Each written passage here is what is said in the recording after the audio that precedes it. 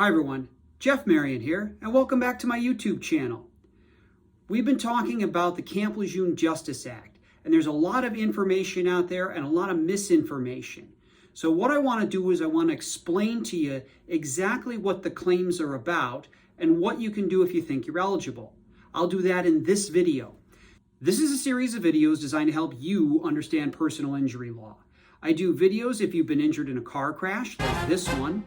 And also I do videos that will help veterans navigate various claims that come up as a result of personal injury, like this one. So please, make sure that you check out my channel, subscribe, and click on the bell to get notifications when new videos come out.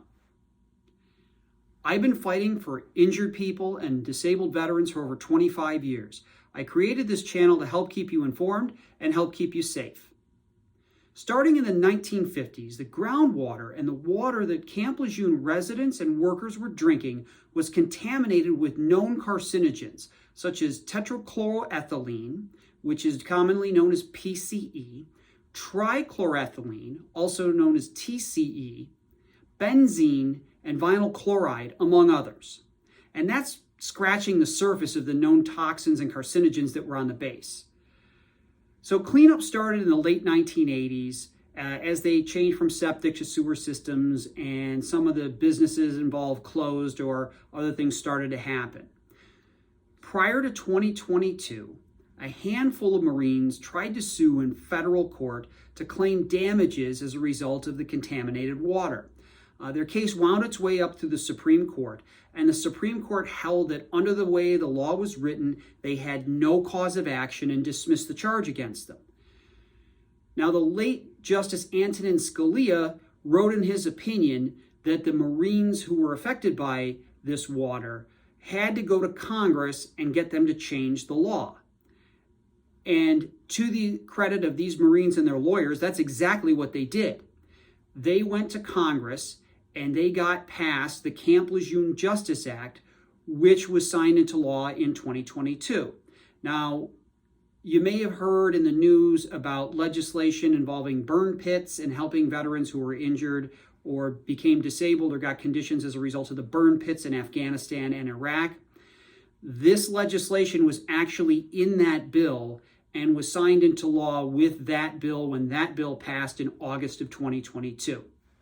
So, that's a lot of information I'm throwing at you.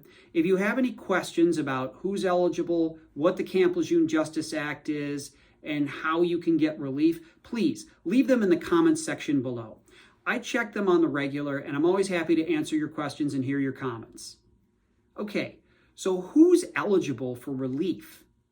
The individual, and that can be not just a veteran of the armed services, specifically the Marines or the Navy. That can be a spouse, it can be a child, it can be a civilian worker on the base, a contractor, a visitor to the base. If they were exposed, including in utero, for a period of 30 days. Now, understand that that 30 days is not consecutive. So as long as your time on the base tallies up to 30 days, you're eligible. And that period of exposure is from August 1st, 1953 to December 31st of 1987. And finally, if you were diagnosed with cancer or a serious illness, or a loved one was diagnosed with a cancer or a serious illness. So what do? Do you sue in court? Well, you can't do that right away. What you have to do is you have to file a claim for compensation with the Department of Navy's Judge Advocate General's office. I'm sure you've seen the show JAG. Basically, the Judge Advocate General are the lawyers for the Navy. Don't use the form that you're supposed to use for the Federal Tort Claims Act, because that's not the form. There's a specific form. I'll try to find a link for it and throw it into the description in this video. Second thing, when you're filling out the form, don't be parsimonious or conservative. Sorry about the 50-cent word there. When you claim damages. Whatever you write on that form is the damages that you're locked into. So if you write down, for example, $500, but it turns out the case after you talk with a lawyer or whatever is worth $500,000, you can't go back to court and start claiming the $500,000. So make sure that you lock in with your amount right away. Also, when you fill out the form, make sure you have your proof.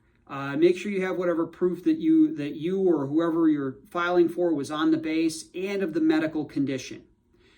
Also, you've got 2 years in which to file. So until about August 10th of 2024 to file this action.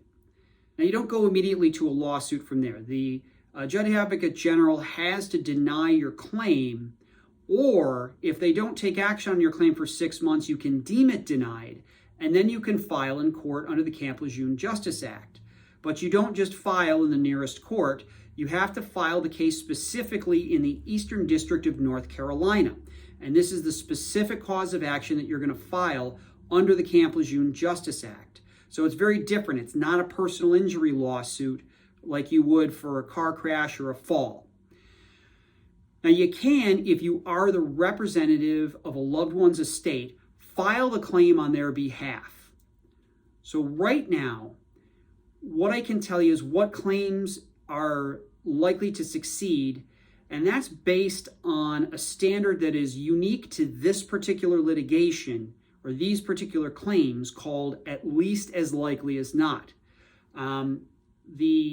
There's a term of art called equipoise, that the evidence is in equipoise, but just think of it as at least as likely as not. Tie goes to the runner, toss a coin, 50-50, however you want to look at it.